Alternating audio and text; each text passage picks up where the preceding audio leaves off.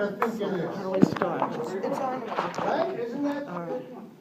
Did you hear that? John Greenleaf was with you, but Elaine quit. Another school teacher. Well, he was talking about 60 is the new 40. I think 97 is the new 104. Did I say that backwards? Yeah. No. 97 is the new 104.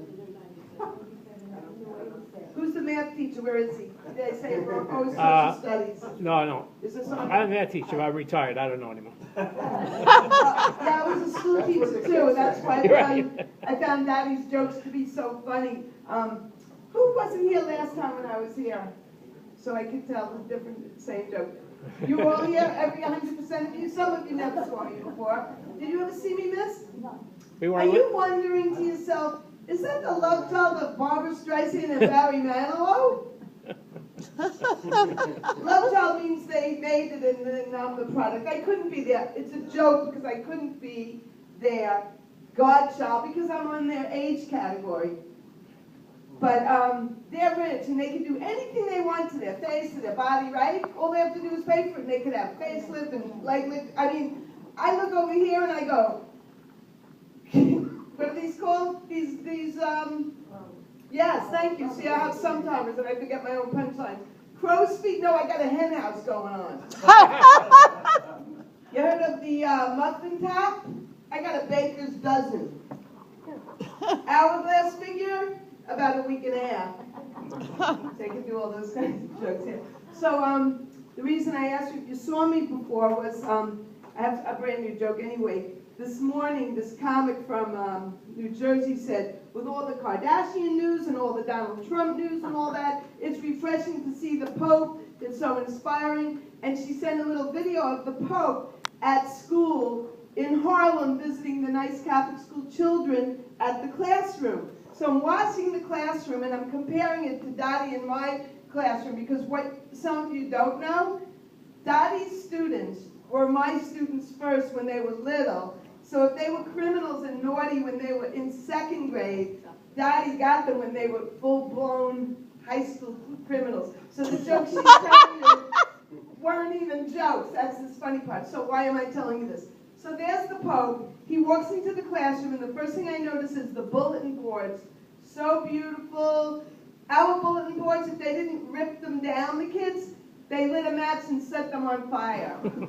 Story. And then in the girls' bathroom where I taught, and these are like 5th graders, there was no garbage can in the girls' bathroom because somebody lit that on fire. These aren't even jokes, this is just reality. And then the 4th graders, the girls in 4th grade were having more action than the teachers like Dottie and I, my age. I mean, I'll speak for myself. So, not that funny yet. I just wrote this coming here. Improv, just that easy. But anyway, the other thing is when the Pope walked in, the people were singing. The children were singing a song or a blessing. I don't know what it was. I saw it on the video. But I said, in my school, when you put on a show, 2 children actually go home and practice the song, and they're on the stage and they're serious about it. The rest of the children are running around the auditorium, so if that was my school, 2 children would be there singing for the Pope instead of the whole school. That's another difference. Okay, I'll work on it and I'll have it ready for you next time. Hi, welcome to the show. If you don't know me, I'm kidding. So I'll tell you more about getting older, because some of you can relate. Like, I'm losing my hair. Any men or women admitting that they're losing their hair in this room? No, not at all, sir. But the good news is, I have a positive attitude because I'm happy to tell you I know where my hair is going. It's going to my knuckles. When you hit the menopause, some of you, I'm telling you so you'll know, sometimes you don't get regular hair growth like on your legs or under your arms. So it's good news, like you don't have to shave, women who shave their legs or under their arms. But I have a little, like a peach fuzz here. Now I can make a little macrame bracelet for myself. I know, it's crazy, right? It's crazy that I'm admitting something that personal to you, miss. I think you're shocked out of your mind that I said it. But that bracelet looks really nice. I didn't wear it today. So, Another thing about getting older is I have these things on my legs. They're called varicose veins, and they're the colors of the rainbow. You're nodding your head, miss. You've heard about them. Wait till you get them. They're the colors of the rainbow. I won't admit it to anybody. Nobody heard that, right? So they're the colors of the rainbow. When we were in school, we learned Roy G. Biv, red, orange, yellow, purple, and then there was indigo at the end. Well, I got Roy G. Biv right here. Reminds me of when you go to the hospital and you see somebody having flatlining. Those are the colors of my legs. So I have a positive attitude. I don't call them varicose veins. I call them a roadmap to adventure. Thank you. He's my agent. He wrote that joke. So this road takes you to the Sterling Forest. And let me break that down to you young ladies, because you know how the young people today, they have the Brazilian and all this, Brazilian wax and all this gold. I don't even know the other names. Mine is sterling, like a synonym for silver, gray, old, gray. That's my other agent. So the other road takes me to the Dead Sea. Clean show, Elaine, clean show. So I'll tell you a little about my background. I was married twice. So I was married to a Jewish guy first. I'm Jewish. I was married to a Jewish guy way back when I was in my 20s. And then, many years later, I was married to a Chinese comedian guy. And they're both big guys. I like big, husky guys. Watch out, Mr. He's married. I won't get on him. So anyway, with my Alzheimer's, sometimes I forget. He said, you already talked to me yesterday. Why are you talking to me again? I just made that up too. So anyway, I was married twice. So the good news is when you're married to a Chinese guy, you have 3 New Years. So that was good. So the first, and you know what? His grandfather had 2 wives. So my Jewish cousin comes over to the wedding. I live in California. She comes to the wedding and goes over to the guy, this old Chinese guy with the 2 wives. And she just says, how's that going for you? How is that having 2 wives? I was so bad that really happened. So I'll work on that one, miss. I won't do any more improv. I'll just do my material. So anyway, so I had 3 New Years. So the first New Year is like the American New Year, and you got New Year's Eve and fireworks. Then you have Chinese New Year. That's in like February. Fireworks, eating they eat some wild things there. So, I mean, they eat maybe the feet of the chicken and the ducks. Well, so do the Jewish people eat. Did you used to, you're Jewish, you said, you admitted it. Did you used to eat duck's feet in your household? Can't wait to get home and have dinner. Well, my mother used to make them, duck's feet. Yeah, pig's feet. So they eat the other things, but you know, some of the delicacies that we ate on the Chinese New Year, I didn't really like, but I didn't want to act impolite in front of my Asian new in-laws. So I just took some matzah from my pocketbook and I put like the feet and I put it between the 2 pieces of matzah and I ate it. Had it, you know, show that I was cooperating. Anyway. Then comes the next New Year, which is the Jewish New Year. You wait till like September. It's happening now. Jewish New Year. No fireworks. Unless you eat my Aunt Esther's potato kugel with that horseradish on top. Fireworks. So we're having Sukkot now. Sukkot is coming up, and then after Sukkot, we have Simchas Torah. You tie up the rabbi. The Jews have some wild holidays. I remember the first time I saw that one. Wait a minute, let me get this straight. I'm 10 years old. I'm not at school, so I could watch my rabbi get tied up. It's not kinkiness. It's not like S&M. This is just some Judaism thing. We'll have to Google it and figure out why we tie the rabbi. Does anyone know? You do? Why?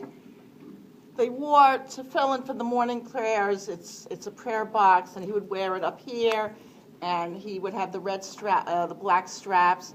So there was, you know, part of the 50 Shades of Judaism. 50 Shades of Judaism. She just gave you a funny joke.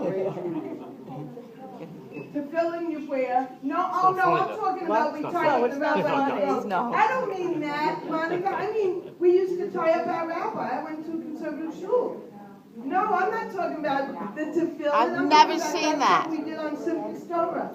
Simha's Torah? Okay, I'll have to Google it, because I'm telling you the truth now. Mark will never have me back here again. He'll say, why did she say that? No, it's true. In my shul in Elmont Jewish Center, Mark, we used to tie up the rabbi. That was part of the service. That was my cousin went there with. Okay, I feel much better. Yeah, ask him, Mr. Nadell, ask him. Anyway, I'm going to change the subject, but I didn't mean the S&M. That was funny. Did you hear the black leather strap that the Jews do their pray? Yeah, the tefillin, and I'm talking to the people who don't know. They pray. So what happened was, this guy was on an airplane like 2 years ago, and he was wrapping himself up with tefillin and putting in on the thing you put on your head, and they thought he had weapons of mass destruction, and it was just an Orthodox Jew. Are you standing there because my time's up, Mark? No, I'm just stretching. No, you have me back again. So I was telling you about being married to people of two different backgrounds. So people say to me, it must be different. How is it that you're married to a Jewish guy and a Chinese guy? Like, what's the difference? I said, there was no difference. They were both cheap sons of bitches that drove terribly. Is that offensive? No. No. It's not funny. Okay. Do they drive at night? They drove, Oh. You want to take over because I'm not doing too well. I just want to end with a story about the time that I was in the nail salon. How many of you women go to the nail salons where they don't speak English? Do they speak English at yours, miss? No. So, at my nail salon, some of them are Korean, some are Vietnamese. I go to the Vietnamese nail salon, so I walk in. It's not around here. And they have 30 forms of torture. Maybe they just do it to me. I said to the lady, I marched. I marched in the Vietnam during the Vietnam War. You don't have to torture me. I didn't say put napalm on my cuticles, miss. I don't need that. Agent Orange? No. Not for me. I have like short little nails. But they burn your nails, and then they talk about you behind your back. I know they're talking about me in their language, because I hear her say, cuticle, cuticle, to the other lady. She wants me to give her a bigger tip. I have bad cuticles. But then they put you in the massage chair, and they want to do your toenails while someone's doing your nails. So they're tickling your toenails because they're filing them. Then they turn on the massage machine, so like you have no control, and the massage machine is going on your back, and you're vibrating all over the place. And then you just think you're going to fall into the water and get zapped to death. You get electrocuted. And that's only 3 of the tortures. I really have 30. You're wondering how I wrote them all down while I was getting my nails done. I'm going to tell you, and then I'm going to get off the stage. You know the little card they give you? Because after 10 times you visit, she's shaking her head. They give you a free one. So I have the card, and I'm writing. As I see each torture, I'm writing it down so I can remember to tell you all 30 of them. Thank you very much. Helene and Rick, thank you, Helene.